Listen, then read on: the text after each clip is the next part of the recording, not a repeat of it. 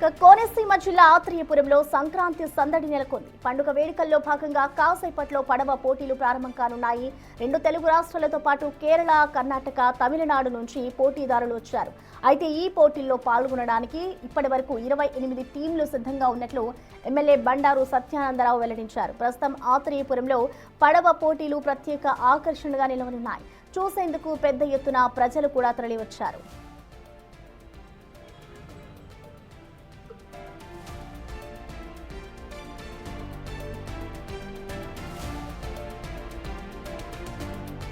దీనిపై మరింత సమాచారాన్ని మా ప్రతినిధి రాజు అందిస్తారు. రాజు, మనం చూస్తున్నాం ఇటు ఆత్రేయపురంలో మరికొద్ది సేపట్లో అయితే పడవ పోటీలు జరగబోతున్నాయి కాబట్టి అసలు ఎలాంటి ఏర్పాట్లు చేశారు, ఎన్ని టీమ్స్ పాల్గొంటున్నాయి, డీటెయిల్స్ ఎలా ఉన్నాయి రాజు?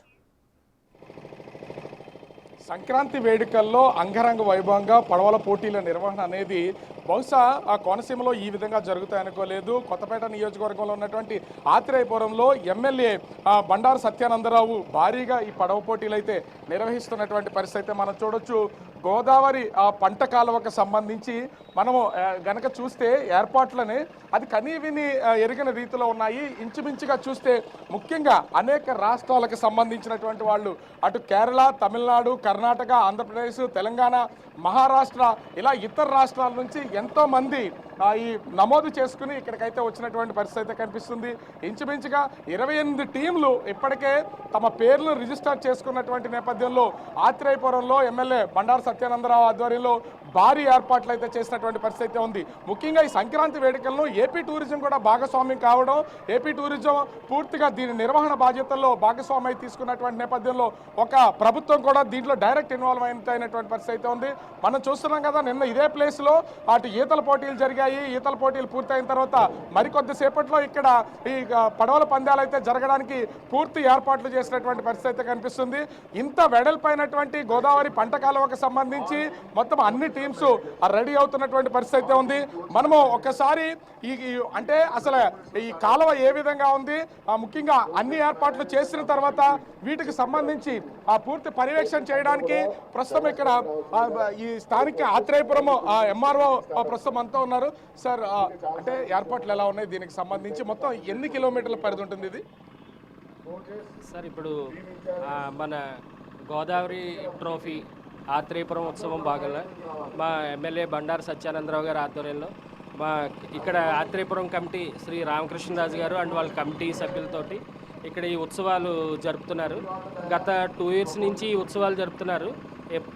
ఈసారి అయితే గవర్నమెంట్ కూడా ఇన్వాల్వ్ అయ్యి ఈ రామకృష్ణరాజు గారు అండ్ టీం వాళ్ళు దీన్ని చాలా ఉత్సాహంగా, చాలా ఎక్కువగా ఎక్కడా కూడా ఈ జిల్లాలోనే కాదు రాష్ట్రంలోనే ఎక్కడ జరిగినట్టుగా ఇక్కడ ఈ ఉత్సవాలు జరుపుతున్నారు.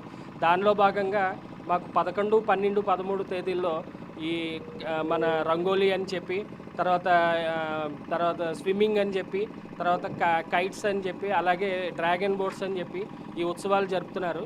దీనిలో భాగంగా ఇవాళ రెండో రోజు. ఈ రెండో రోజు ఇవాళ డ్రాగన్ బోట్స్ పోటీలు అవి జరుగుతాయి. అలాగే నిన్న స్విమ్మింగు తర్వాత రంగోలీ ఉత్సవాలు నిన్న జరుపుకోవడం జరిగింది. సో ఈ ఉత్సవాలన్నీ కూడా మన అంటే ఇక్కడ టూరిజానికి సంబంధించి ఈ పడవల పోటీకి అసలు ఎట్లాంటి ఏర్పాట్లు అయితే ఉన్నాయి, మొత్తం అన్ని సంసిద్ధంగా చేసి ఉంచారా?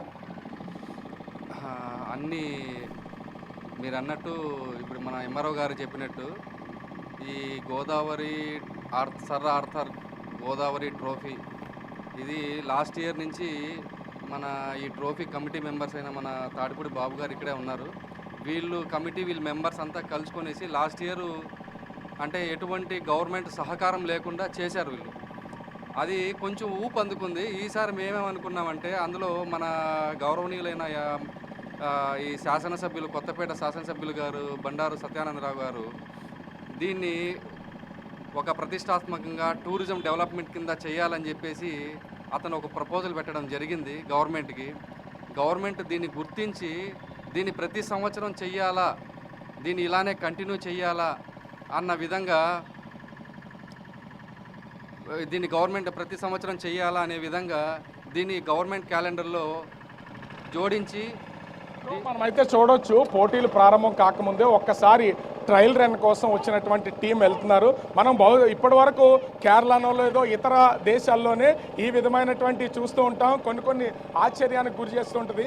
మేము మోటార్ ఇంజిన్తో వెళ్తున్నా కూడా మాతో సమానంగా వాళ్ళైతే వెళ్ళిపోతున్నటువంటిది అయితే ఉంది. ఇక్కడ దీని నిర్వహణ బాధ్యతలు చూస్తున్నటువంటి రామకృష్ణరాజు గారు ఉన్నారు. ఏం సార్ అసలు మొత్తం 28 టీంల కంటే ఎంతమంది పార్టిసిపేట్ చేస్తున్నారు దీంట్లో మొత్తం 28 టీములు ఈరోజు పార్టిసిపేట్ చేస్తుందండి. మన ఏపీ, తెలంగాణ, అలాగే బయట రాష్ట్రాలు కూడా కేరళ, మహారాష్ట్ర ఆర్మీ టీం కూడా మనకి ఈరోజు ఇందులో పార్టిసిపేట్ చేస్తున్నారు. అలాగే రైల్వే పోలీస్ టీమ్స్, అలాగే మొత్తం నేషనల్ వైడ్ ఇది ఇక్కడ ఎమ్మెల్యే మన బండారు సత్యానందరావు గారు ఏర్పాటు చేశారు. నేషనల్ వైడ్ జరుగుతుందండి ఈరోజు ఇక్కడ డ్రాగన్ పడవ పోటీలు. దగ్గర 25 టీమ్స్ ఈరోజు, రేపు ఫైనల్స్, సెమీఫైనల్స్. దానికి ఎంతమంది వెళ్తారు అంటే ఇప్పుడు ఒక సర్కిల్లో ఒకరు వెళ్తున్నారు ఒక లైన్లో, ఇలా 3 లైన్లో 3 వెళ్తారా, 4 వెళ్తారా, ఒకేసారి ఎక్కువ మంది వెళ్ళే అవకాశం ఉందా?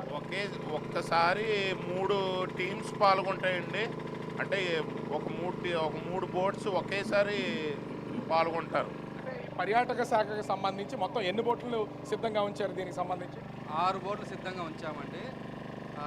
6 బోట్లు కూడా అంటే 3 సార్లు అంటే 3 బోట్లు ఒక్కసారిగా చేస్తాయి. మా పర్యాటక శాఖకు సంబంధించి 6 బోట్లు మేము సిద్ధం చేశాము. అంటే ఓవరాల్గా చూస్తే జరుగుతున్నటువంటి ఈ పడవ పోటీలకు సంబంధించి డ్రాగన్ పడవ పోటీలు కొత్తపేట నియోజకవర్గం ఆత్రేయపురంలో బండారు సత్యనారాయణరావు ఎమ్మెల్యే ఆధ్వర్యంలో అయితే జరుగుతున్నాయి. మనం చూస్తున్నాం. అంటే పడవ పోటీలు ప్రారంభం కాకముందే మొత్తం ఈ పడవలో బోట్ రైడ్ చేస్తుంటే చూడడానికి మాకే గూస్ బంప్స్ వస్తున్నాయి. నిజంగా ఇది 3 బోట్లు ఒకేసారి మొత్తం టీమ్స్ అన్నీ కూడా ఈ విధంగా వెళ్తే ఇది ఇంకా అద్భుతంగా కనిపించే అవకాశం అయితే కనిపిస్తుంది. ఓవరాల్గా అయితే నియోజకవర్గానికి సంబంధించి పడవల పోటీలకి అన్ని ఏర్పాట్లు అయితే సంసిద్ధం చేసినటువంటి పరిస్థితి అయితే ఉంది. మరికొద్ది సేపట్లో పడవ పోటీలు లాంఛనంగా ప్రారంభిస్తారు. దీనికి సంబంధించి అనేక రాష్ట్రాల నుంచి ఈ టీమ్స్ అయితే పాల్గొంటున్నటువంటి పరిస్థితి అయితే కనిపిస్తుంది. Prasanna. Right, thank you Raju.